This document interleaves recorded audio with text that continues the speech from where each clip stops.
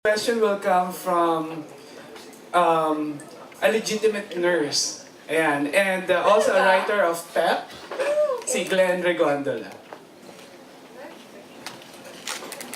Alan, Hi.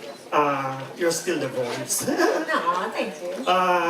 Tanong ko lang, kasi when you left the Philippines, di ba, you were at the height of your career. 2004. Right. And now, it's been a while na, yun nga, you stayed in the States for so long now. And meron ba, at what point ng buhay mo na parang nagsisi ka when you left the Philippines and were there goals na hindi na-meet? Yung mga ganon.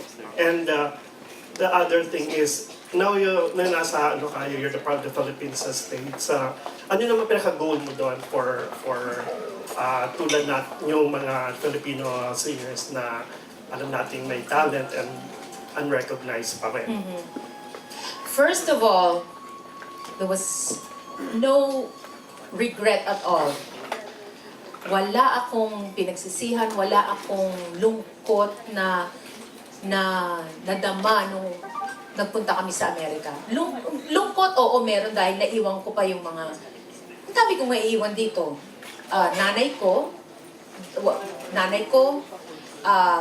mother ng husband ko, mga kapatid ko, mga kaibigan, lahat iiwan mo. So may lungkot. But yung pag-uproot namin, pag nag-uproot kami dito sa Pilipinas, nagpunta sa Amerika, wala akong regrets kahit isa.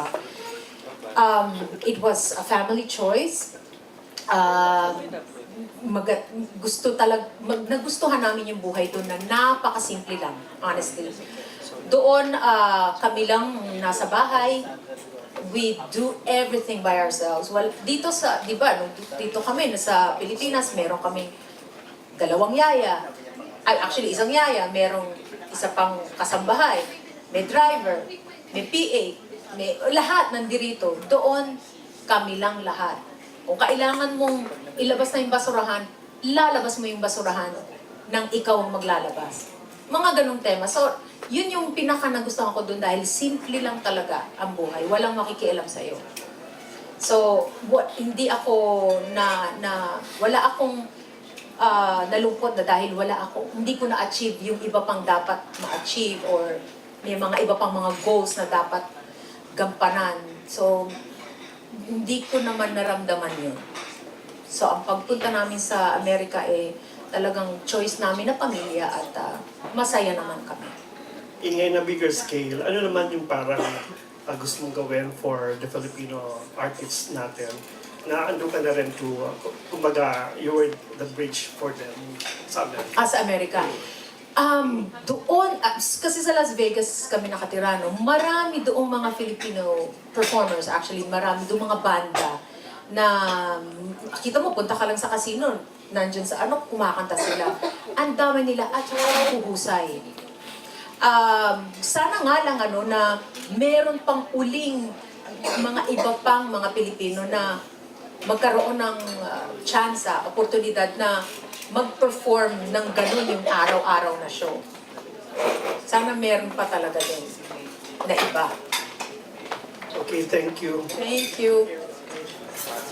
Ako may question. Pero hindi ka na practicing nurse. Ay, ang galing. Saan? Sa Sampaloc. Okay, galing din ako sa States.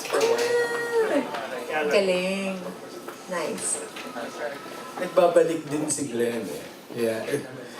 La Nightingale is produced by ABS-CBN Integrated Events and Star Events. Available na rin po ang tickets sa Ticketnet. Okay, we are down to our last two questions.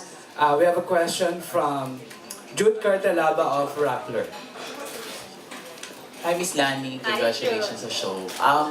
Given kasi the status that you have, you're the Nightingale, Asia's Nightingale, meron po bang ibang mga songs na hirap si Miss Lani Misalucha na itackle?